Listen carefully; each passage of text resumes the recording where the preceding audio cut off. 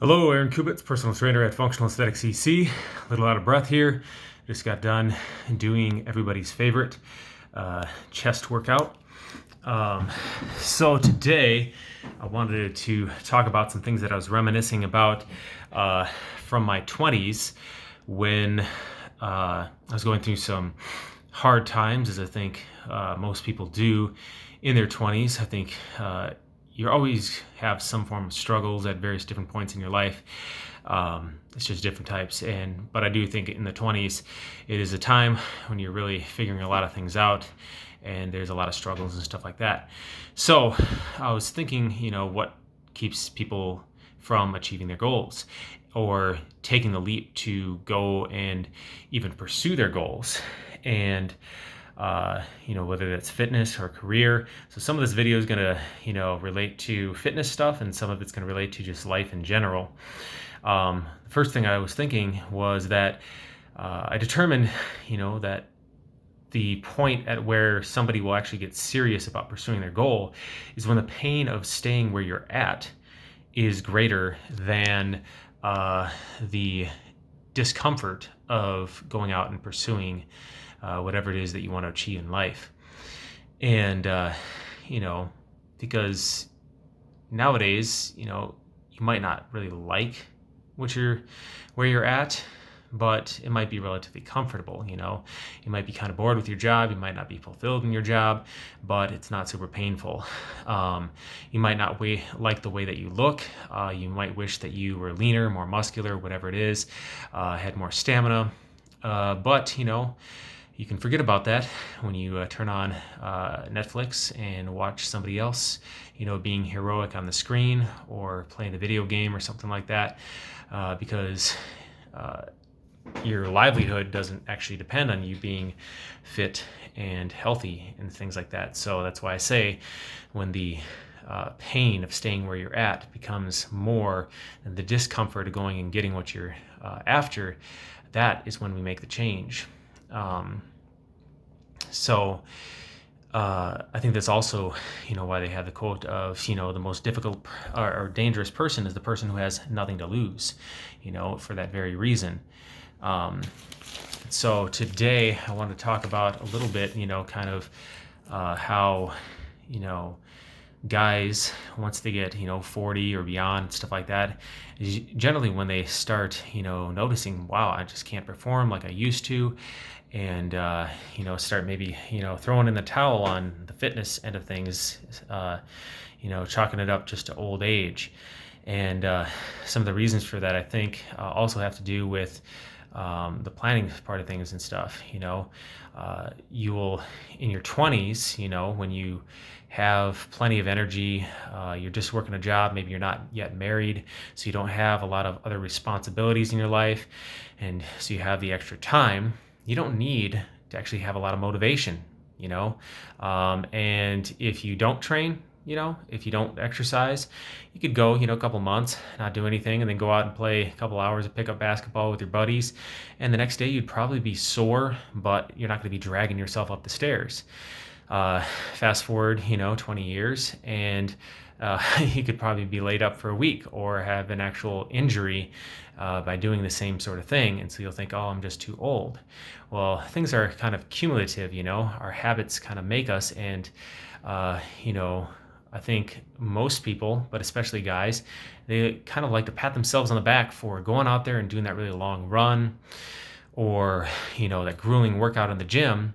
But when it comes to the tedious, kind of boring stuff of, figuring out a plan for your training and a plan for, how you're going to eat, and then taking the time to actually prepare that food so that you have the proper things to support you in your training. I think, that's another thing, is like when you're younger, you might not have to worry so much about what you eat and, how you eat and things like that. When you get older, you can definitely stay fit. You can definitely stay strong as you get older. Research actually shows that your testosterone levels don't naturally decline with age. It's actually more so that it's the accumulative stressors of life as we get older that causes guys' testosterone levels to go down. So in a lot of ways, you can actually help to reverse some of that by just having good eating habits, not overeating sugars, eating more healthy fats, getting enough protein, getting enough sleep, not sweating the small stuff, getting more organized with your day. So because I think a big part of getting more stressed is, when you're disorganized, and so you feel like you're always running behind. And, or, for me, when I don't feel, I don't think that like work in itself is stressful. It's more so when you feel like you have more work than you can handle, that it becomes stressful.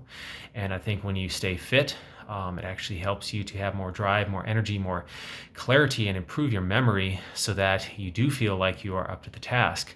And that's why, I have that saying where that the intensity or the magnitude of your training is going to be dictated by, or the intensity of your training is dictated by the magnitude of your why. The more stress I'm under and stuff, I tend to be more focused with how I'm eating, and I tend to train a little bit harder actually than when I have things a little bit easier. So, I think taking that little extra time to just do the planning, not relying on your willpower to just, power yourself through. Because in my opinion, if you can just force it through just by sheer willpower alone, you're probably not setting your goals high enough. You could be doing so much more with proper planning and strategy. And so I would encourage you to, take the time to do those boring things, do those mundane things, the things that Stephen Covey in his book, The 7 Habits of Highly Effective People, talks about being, I think it's quadrant 2 activities, things that are important but not urgent. I think quadrant 1 activities were things that are urgent and important, so like family emergencies, things like that. But and then you have the quadrant 3, things that are not important but they're urgent. So these are usually like other people's problems, expectations of you, or distractions popping up that might seem urgent but they're not necessarily in line with your values and your goals. Politics, too much time caught up in the news cycle, and things that aren't going to move your life forward. Not to mean that you should put your head in the sand, but be aware of it and do what you can when you can, but don't spend too much time there, because otherwise, again, as Stephen Covey talks about, your circle, if you spend too much time in the circle of concern, all the stuff out there that you're concerned about, but you don't have any influence over, then your circle of influence, or the things that you actually can affect, shrinks over time.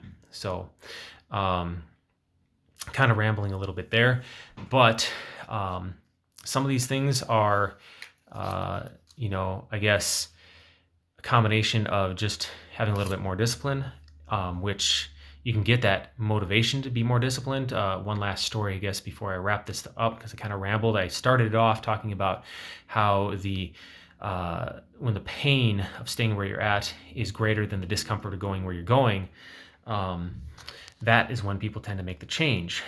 And so this last story is going to be kind of along those lines. There's a guy I used to watch on YouTube years ago, and he would mentor young men. And there's this guy who had the potential to play in Major League Baseball. And he had a lot of talent, but he was also a shoo-in for his dad's company, which was very successful. And he would be making a good salary doing this with, not a lot of labor involved to get into that position. And so he's like, I just have a hard time getting motivated to go out and train. And so this gentleman on YouTube said, I'm going to give you some advice that might seem reckless, and some people might say it's irresponsible, but he's like, I would invite you to, throw out your video games, get rid of your TV, move out of your parents' house, strike out on your own. And he's like, the worst that can happen in America is you end up in a homeless shelter, right?